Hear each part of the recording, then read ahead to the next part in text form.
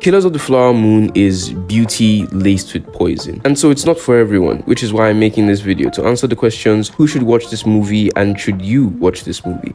This is completely spoiler free, by the way. The first thing to consider about this movie is its length. You're probably looking at the 3 hours and 30 minutes and fleeing to the safety of your non-existent Apple TV subscription. But let's say there's 3 ways of judging if a movie is worth watching by length. Let's say A, despite its length, it's great and you don't even feel it. B, you definitely feel the length, but it's great also because of its length. And C, it's long enough that it's actually torture. And really, this applies to all movies. If a movie isn't actually good, it can feel way longer than it is. Like Wonder Woman 1984 definitely feels longer than this movie, even though in actuality it's about an hour shorter. And Killers is so well made and paced that even at the 2-hour mark, I wanted more. In fact, I still thought that there could have been an hour longer. There's so much that might have been added in this story that actually this could easily have been 8 hours long for an HBO show. And actually, I wonder if Martin Scorsese has something against TV shows, because honestly, I would kill to see Apple just give him, I don't know, the same $200 million to make this thing into like an 8-hour show. But I digress. Though I think it would have been great either way, because the story is so dense. So in terms of length, you probably will not be disappointed. It is long, but it's great because it's long. That's that category B. Then there's the tone. People like different tones of movies. Some people like lighthearted movies, some people like scary movies, some people like dark and gritty movies. Sometimes it can change depending on your mood, and here's how I'm going to break it down. There's tone based on subject matter, based on the acting and writing, and based on the filmmaking. And in this particular situation, we're talking about cinematography and sound mainly.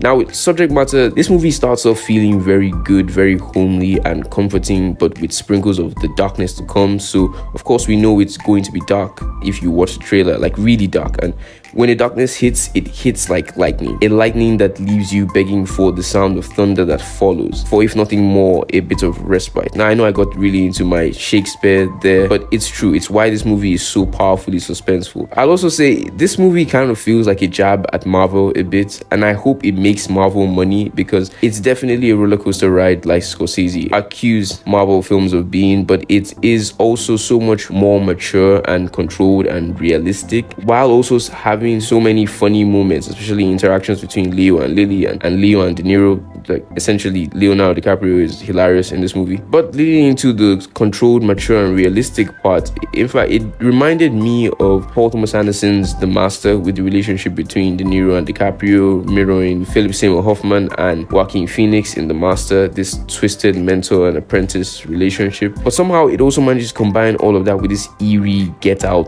vibe. Like, even when things are going great, there's something lurking in the shadows. That might also be because of the subject matter being this very race-focused thing, and it has to do with like people of a specific race, disappearing, dying, etc. Also, I see this movie as a bit of a Marvel jab, because functionally, I think this movie is a better use of cinema to tell the stories of minority groups than, say, a movie like Black Panther, just saying. But moving on to the acting and writing, like I said, while it can get dark and serious, those are mostly the undertones. It definitely has its humorous points, mostly again delivered by DiCaprio and Lily Gladstone, who stole the show. Honestly, her performance is a Best Actress nomination right there.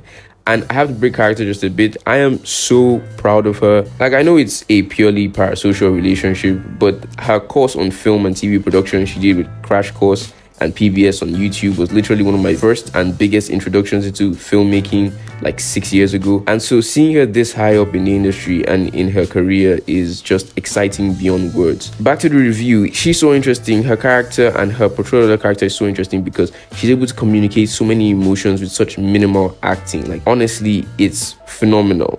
Meanwhile, Robert De Niro transforms in this film. Like, honestly, he's almost unrecognizable from the last movie he did with Scorsese. I'm sure maybe older people would be like, yeah, we've seen De Niro transform multiple times. I mean, he's literally Taxi Driver, right? Haven't seen that movie, but in this movie, he's really able to capture this sadistic evil. He's playing a man who is this self-proclaimed reverend, self-mythologized hero, all while being the very instrument of evil in what's happening here. And that's not a spoiler, by the way. You know who the wolves in the picture are very early on. That's what keeps this movie so tense. But this movie also definitely doesn't overstate itself. It's very held back, so everyone actually feels real. The situations feel real. I mean, I guess it does definitely help that this was a real event with real people, and the movie almost functions in a documentary type of way. Like, they really understand that this is documentation in a lot of ways. So it's very held back. The one scene where Leo does do his shouty, fast talking thing,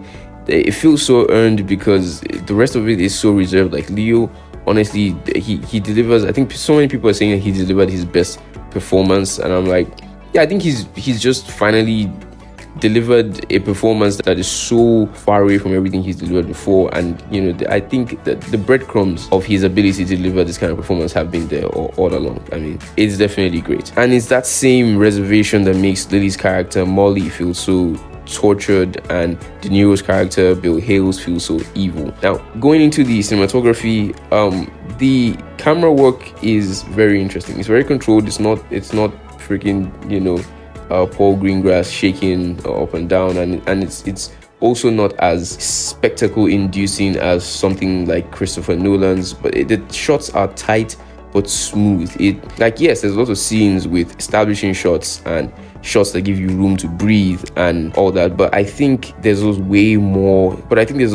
more close-up shots, like not so close that it brings about the feeling of claustrophobia necessarily, but certainly close enough to create a feeling of entrapment, if that makes sense. It's not a paralyzing fear, but there is enough fear, especially in certain interactions between DeNiro and like every other character in this show. But also, interesting enough, and with some level of contrast, there's a whimsical Wes Anderson style nature to some of the shots and some of the camera movements in the second act, especially. There's some very interesting staging and blocking combined with some very free-flowing camera movements that I just have to make a video on if I can get there in time, if I can find the resources to put something together, because I mean, I need to know how exactly it was made, and that's what I do. I share what I've learned on the channel. So, and then there's the music, which is something different. It's as minimalist as it is functional as it is beautiful. And someone compared it to Jaws, and I would also compare it to Dune. It's like, it's functional and direct, but it's so culturally rich, and it definitely does keep the pace of the movie going, and really, like, without reaching this kind of crescendo where it's just like blaring. It does blare at some points though, but mostly it's really complementary to what we were watching. I mean, what does he expect from a movie being directed by Martin Scorsese? So that being said, if you decided to watch this movie based on everything I've said, I hope you enjoy it, and if you do, please come back and leave a comment on what you thought. I'll be right here, and most likely with a lot more videos on Killers of the Flower Moon, on the channel by that time. So enjoy.